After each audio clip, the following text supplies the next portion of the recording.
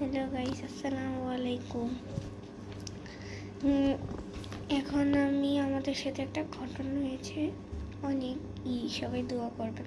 ঘটনাটা আমি বলছি, এই ঈদের মাঝখানে আচ্ছা, আমার ভাইয়া গত বৃহস্পতিবার, হয়তো মানে এর আগে যে বৃহস্পতিবারটা চলে গেছে, ওই বৃহস্পতিবারে খুবই মাথা ব্যথা।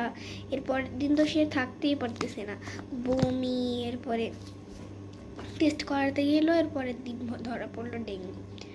শনিবারে সে আবার থাকতে পারছে না। ভর্তি করাতে চাচ্ছিল কিন্তু করায়নি।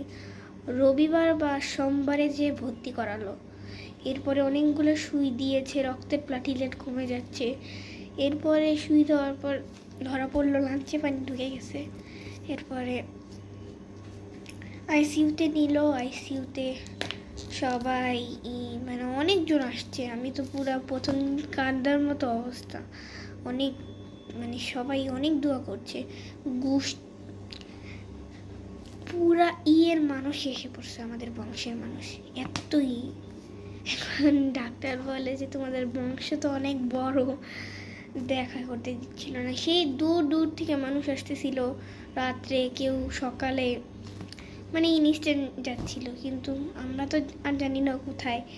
আমার ফুপ্পিরা আসছে, মানে যেদিন অসুস্থ শুক্রবারে ফুপ্পিরা আসছিল। এখন ওরা তো আর চিনে না, রাত করে কীভাবে যাবে। আমাদের পাশে একটা আন্টি আসছে ওই ফ্ল্যাটে, ওনার সাথে আমার অনেক ভালো সম্পর্ক আসলে। উনি আবার বললো, ওনার যে বললাম, এরপরে বললো এসে যে এখন আর ভিড় জমানোর দরকার নেই, ঢুকতেও দিবে না। এখন সবাই চলে গেছে, আমরাই যাইনি।